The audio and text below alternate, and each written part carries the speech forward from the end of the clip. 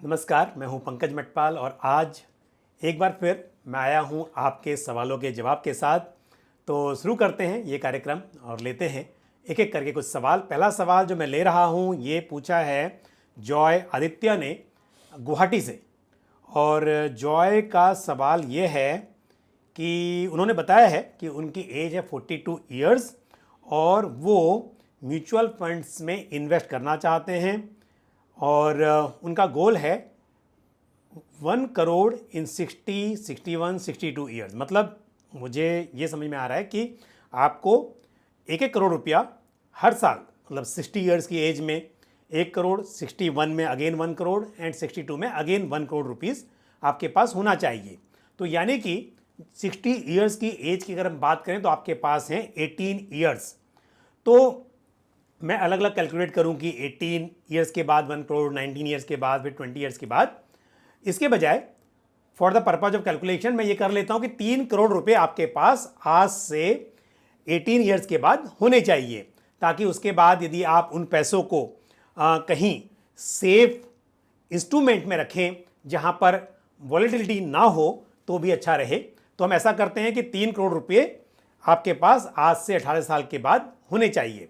तो यदि हम म्यूचुअल फंड्स में 12% का CAGR एज्यूम करके चलते हैं तो आपको हर महीना लगभग 42,000 रुपीज़ इन्वेस्ट करने होंगे, क्योंकि आप जानते हैं म्यूचुअल फंड्स में रिटर्न्स जो हैं गारंटीड तो नहीं होते हैं, लेकिन क्योंकि 18 साल का टाइम है तो हम डेफिनेटली इक्विटी म्यूचुअल फंड्स के बारे में सोचेंगे।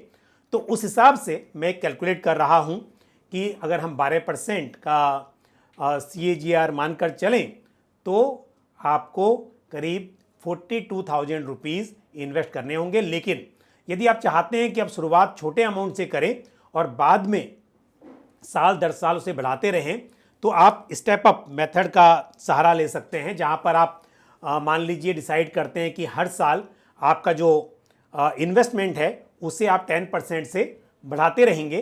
तो ऐसे में अगर आप 22,000 रुपीज़ पर मंथ से शुरुआत करें फर्स्ट ईयर में और फिर साल दर साल 10% से बढ़ाते रहें, तब भी 18 ईयर्स में 3 करोड़ रुपए इकट्ठा करना संभव हो सकता है 12% के CAGR पर। और वैसे जब आप रिटायरमेंट के आसपास होते हैं या अपने गोल के नज़दीक होते हैं तो उससे पहले आपको इक्विटी से थोड़ा कम वोलेटाइल स्कीम्स में स्विच करना चाहिए। तो ऐसे में हाइब्रिड स्कीम्स या फिर डेट स्कीम में आप स्विच करेंगे तो हो सकता है कि उस वक्त पर रिटर्न्स और भी थोड़े कम हो जाएं। तो उस बात को भी ध्यान में रखते हुए समय समय पर आपको अपने इन्वेस्टमेंट को बढ़ाते रहना चाहिए। अब रही स्कीम्स की बात, क्योंकि फिलहाल शुरुआत में हम बात कर रहे हैं 18 ईयर्स की, तो मैं कहूँगा कि आपको लार्ज कैप, मिड कैप और थोड़ा एक्सपोजर स्मॉल कैप में भी लेना चाहिए। तो लार्ज कैप में ICICI Prudential large cap fund या Motilal Oswal large and mid cap fund आप कंसिडर कर सकते हैं। मिड कैप कैटेगरी में मेरे एसेट मिड कैप फंड या Motilal Oswal mid cap fund, इनमें से कोई कंसिडर किया जा सकता है। यदि आप large and mid cap fund ICICI prudential consider कर रहे हैं तब आप मिड कैप में मोतीलाल ओसवाल मिड कैप को कंसिडर कर सकते हैं। और यदि आप लार्ज एंड मिड कैप में Motilal Oswal large and mid cap fund consider कर रहे हैं तो फिर आप मिड कैप में मेरे एसेट मिड कैप फंड को कंसिडर कीजिए। और स्मॉल कैप की बात करते हैं तो स्मॉल कैप में आप Nippon India small cap fund को कंसिडर कर सकते हैं या फिर कैनरा रूबिको स्मॉल कैप फंड भी कंसिडर किया जा सकता है। लेकिन ध्यान रहे कि स्मॉल कैप में आपका एक्सपोजर कंपैरेटिवली कम होना चाहिए। और साथ ही क्योंकि बात हो रही है लंबे समय की, तो एक इंटरनेशनल इक्विटी फंड को भी अपने पोर्टफोलियो में शामिल करना सही रहेगा। ICICI Prudential US blue chip fund मेरे हिसाब से एक अच्छा फंड साबित हो सकता है, तो आप इस फंड को भी अपने पोर्टफोलियो में शामिल कर सकते हैं। और अब लेते हैं अगला सवाल जो पूछा है विपुल बनर्जी ने।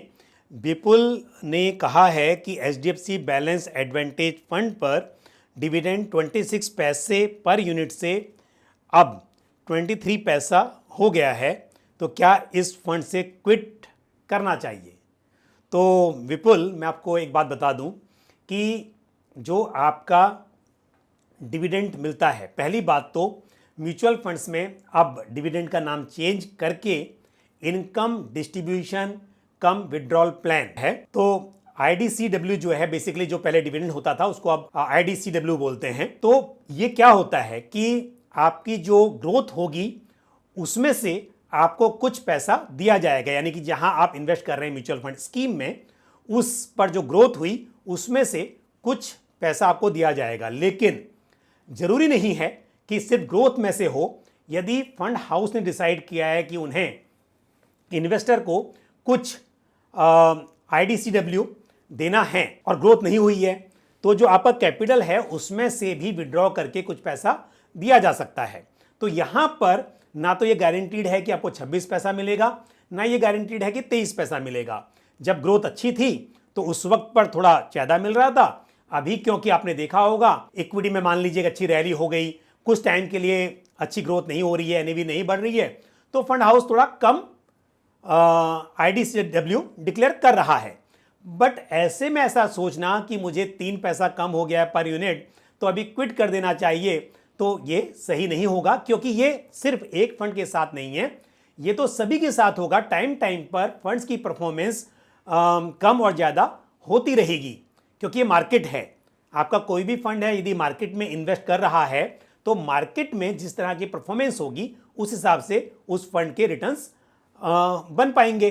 तो ऐसे में यदि आप यहाँ से निकलकर किसी और स्कीम में जाते हैं और फिर वहाँ पर देखते हैं कि परफॉर्मेंस नहीं हो रही है, या हो सकता है कि ऐसे वक्त पर जब मार्केट की परफॉर्मेंस नहीं है तो सभी में कम ज़्यादा होगी, अगर कम है तो मतलब कमी होगी, तो फिर ऐसे में आपको बार बार इस तरह से सोचना भी नहीं चाहिए। और जहाँ तक सवाल है HDFC बैलेंस एडवांटेज फंड का, तो अपनी कैटेगरी का एक अच्छा फंड है और इस वक्त पर अगर देखा जाए तो करीब 57% एलोकेशन इसका इक्विटी में है।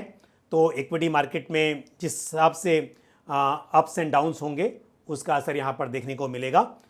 लेकिन जिस हिसाब से आपने सवाल पूछा था कि 3 पैसा कम हो गया है मेरा डिविडेंड तो मैं क्या करूं, तो उस नज़रिए से आपको यहाँ से एग्जिट नहीं करना चाहिए। और बढ़ते हैं आगे, लेते हैं अगला सवाल जो पूछा है साहिल मीरिया ने।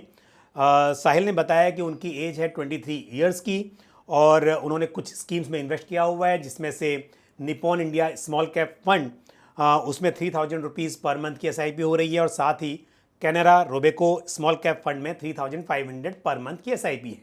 यानी कुल मिलाकर 6500 रुपये जा रहे हैं स्मॉल कैप फंड में, और मेरे एसेट मिड कैप फंड में 3500 रुपीज़ पर मंथ। साथ में पराग पारिक फ्लेक्सी कैप फंड में 3000 रुपीज़ पर मंथ की SIP हो रही है, और मेरे asset emerging blue chip fund जो कि एक large and mid cap fund है उसमें 2000 रुपीज़ पर मंथ की SIP यहाँ पर चल रही है।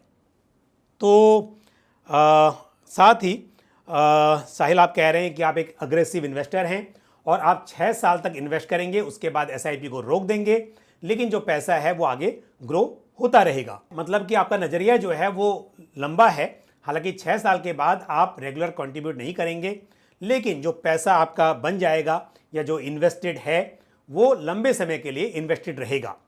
क्योंकि आपने स्मॉल कैप में एक्सपोजर अच्छा खासा लिया हुआ है, तो ये मेरी राय होगी कि आपका जो निवेश है वो कम से कम 10 साल या उससे अधिक समय के लिए रहना चाहिए, ताकि आपको जो मार्केट में उतार चढ़ाव का रिस्क होता है, वॉलेटिलिटी का रिस्क होता है, वो आपके लिए कम हो। और स्कीम्स का सिलेक्शन आपका अच्छा है, आपके पास large and mid cap fund, mid cap small cap सभी हैं और अपनी कैटेगरी के अच्छे फंड्स हैं, तो बिल्कुल आप इनके साथ बने रह सकते हैं। और इंटरनेशनल में आपका एक्सपोजर है पराग पारिक फ्लेक्सी कैप फंड के जरिए, बट उसके अलावा भी यदि आप एक इंटरनेशनल फंड अपने पोर्टफोलियो में शामिल कर सकें तो बेहतर होगा, क्योंकि फ्लेक्सी कैप फंड में एक्सपोजर तो है बट वहाँ पर ये काफ़ी कम भी हो सकता है और कभी बढ़ाया भी जा सकता है। तो ये डिपेंड करता है फंड हाउस के ऊपर या फंड मैनेजर के हाथ में ये बात होगी। लेकिन आप अलग से यदि एक इंटरनेशनल फंड लंबे समय के लिए अपने पोर्टफोलियो में ऐड करेंगे तो ये शायद और भी बेहतर साबित हो सकता है। और अब लेते हैं अगला सवाल जो पूछा है अशोक जी ने। अशोक जी एक टीचर हैं और चाहते हैं कि मैं उनका पोर्टफोलियो रिव्यू करूं, और 2 साल से इन्वेस्ट कर रहे हैं अशोक जी, और उन्होंने अभी तक जो पैसा इकट्ठा हो गया है वो है 3,20,000 रुपये। और एक्सिस मिड कैप फंड में 2000 की SIP चल रही है, निपॉन इंडिया स्मॉल कैप में 2000, SBI स्मॉल कैप में 2000, Mirae Asset emerging blue chip fund जो कि लार्ज इन मिड कैप है इसमें भी 2500, क्वांट एक्टिव फंड जो कि एक लार्ज कैप मिड कैप और स्मॉल कैप है इसमें 3000 पर मंथ, पारंपरिक फ्लेक्सी कैप फंड में 3000 पर मंथ की SIP चल रही है। और जानना चाहते हैं कि 10 साल में उन्हें 50 लाख रुपए इकट्ठा करने हैं तो क्या ये बन पाएंगे, मतलब ये उन्होंने गोल दिया है कि 50 लाख 10 साल में। पहली बात तो ये है कि म्यूचुअल फंड्स में आप जानते हैं कि रिटर्न्स गारंटीड तो नहीं होते हैं, लेकिन इक्विटी फंड्स में कैलकुलेशन करने के लिए हम 12% के हिसाब से अक्सर कैलकुलेट करते हैं, और वो इसलिए क्योंकि हिस्टोरिकली हमने देखा है कि इस तरह के रिटर्न्स मिल पाए हैं। तो 12% से यदि हम कैलकुलेट करें 3,20,000 रुपया जो ऑलरेडी इकट्ठा हो गया है, और प्लस आपका 14,500 की जो SIP चल रही है, तो 10 साल में करीब 42 लाख रुपए इकट्ठा हो सकते हैं। और यदि आपको करने हैं 50 लाख तो आपको हर साल अपनी SIP अमाउंट को 6% से बढ़ाना होगा। ये कैलकुलेशन निकल कर आती है। तो 6% से हर साल आप स्टेप अप करेंगे तो 10 साल में 50 लाख रुपए इकट्ठा करना संभव दिखाई दे रहा है। लेकिन बात करते हैं स्कीम्स की। हालांकि स्कीम्स सभी आपके पोर्टफोलियो में अच्छी हैं, लेकिन आपने स्मॉल कैप में एक्सपोजर काफ़ी लिया हुआ है, और 10 साल के नज़रिए से मुझे लगता है कि आपको थोड़ा एक्सपोजर स्मॉल कैप में कम करना चाहिए। 2 स्मॉल कैप फंड्स आपके पास हैं, साथ ही आपके पास जो मल्टी कैप फंड है ओब्वियसली उसमें भी मिनिमम 25% एलोकेशन स्मॉल कैप में होना है। तो आपका स्मॉल कैप में एक्सपोजर बढ़ रहा है। मुझे लगता है कि स्मॉल कैप से थोड़ा कम करके यदि आप पारंपरिक फ्लेक्सी कैप में बढ़ा लें जो एग्जिस्टिंग फंड है आपके पोर्टफोलियो में, तो शायद ये सही रहेगा। और अब लेते हैं आज का आखिरी सवाल, और ये सवाल पूछा है सागर देशमुख ने। सागर जी जानना चाहते हैं कि ICICI प्रूडेंशियल नैस्डैक 100 और ICICI Prudential US blue chip fund, इन दोनों में से कौन सा अच्छा रहेगा, या फिर उन्हें किसी और फंड में इन्वेस्ट करना चाहिए। और उन्होंने ऑलरेडी ICICI प्रूडेंशियल नैस्डैक 100 में इन्वेस्ट किया हुआ है। देखिए दोनों फंड्स अच्छे हैं, और दोनों ही फंड्स US में लिस्टेड हैं उनमें इन्वेस्ट करते हैं। बट फ़र्क ये है कि ICICI Prudential US blue chip fund जो है वो एक एक्टिवली मैनेज फंड है, और उसका जो बेंचमार्क है वो S&P 500 है।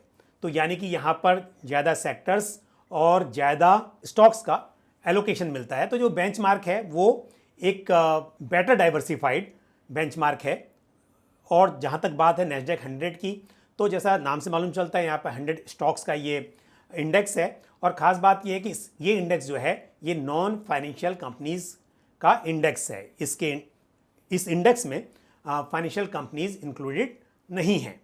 तो मेरे हिसाब से दोनों ही फंड्स की अपनी इंपॉर्टेंस है, लेकिन मैं ICICI Prudential US blue chip fund को बेटर मानता हूं, क्योंकि एक इसका जो यूनिवर्स है स्टॉक्स का वो बड़ा है उस हिसाब से।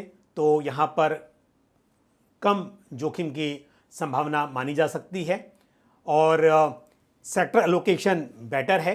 तो इस हिसाब से ICICI Prudential US blue chip fund consider किया जा सकता है। तो आज के लिए बस इतना ही। मुझे उम्मीद है कि सभी सवालों के उत्तर जो मैंने दिए वो आपको ठीक से समझ में आए होंगे, और आप इसी तरह से अपने सवाल और सुझाव कमेंट बॉक्स में पोस्ट करते रहिए।